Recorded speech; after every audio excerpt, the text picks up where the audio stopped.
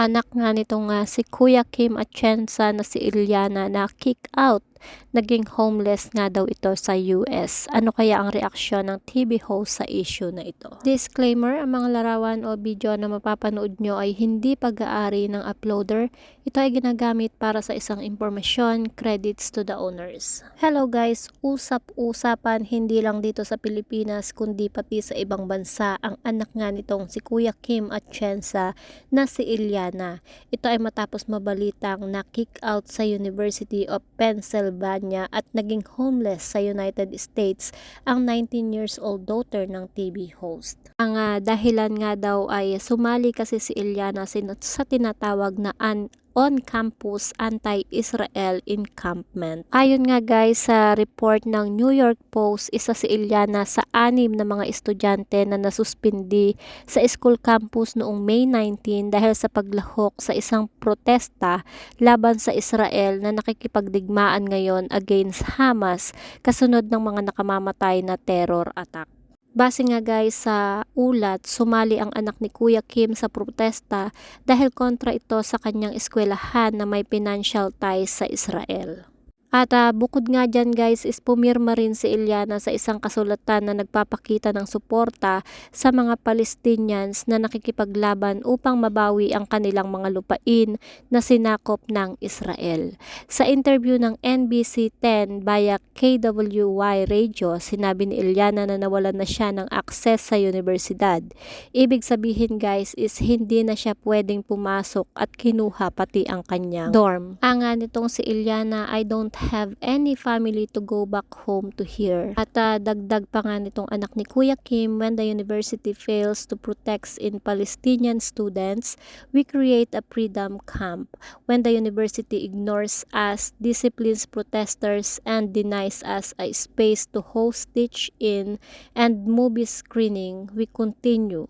The only threat here is the power of the people and the students we have standing behind us. Samantala guys is ipinost naman ng The Washington Free Beacon ang isang IG screenshot mula sa post ni Iliana na sinasabing biktima siya ng administrative violence. I live on campus. The university has barred me from entering. In other words, the university has made me houseless. Caption nga nito. Patuloy nga niya, I am also an international student. The university know this. This is their weapon. I am so disappointed to be attending an institution that resorts to administrative violence.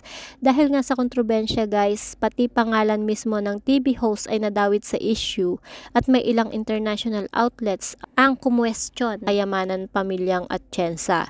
Sahad sa bahagi ng report ng Free Beacon, Atienza's father is not afraid to flaunt his wealth.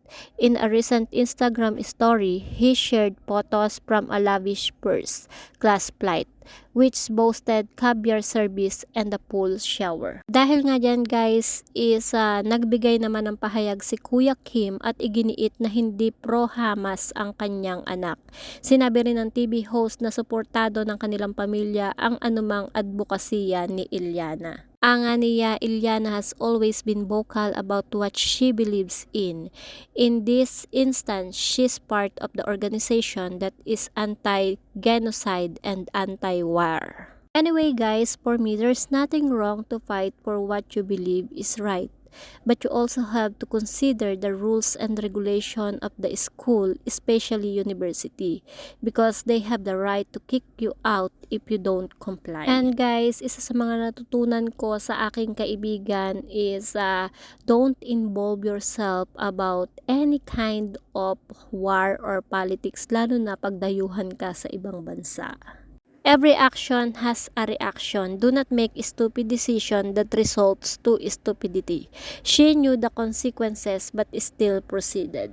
So kayo guys, ano ang inyong mga masasabi dito sa usap-usapan nga na kick out dito sa anak ni Kuya Kim Atienza sa kanyang University of Pennsylvania at naging homeless nga daw siya dito sa United States.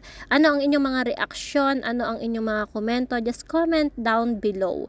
Tama ba itong ginawa niyang pagsali sa isang rally or protesta? Kung di pa kayo guys nakasubscribe sa aking YouTube channel, kindly hit the notification bell, like and share.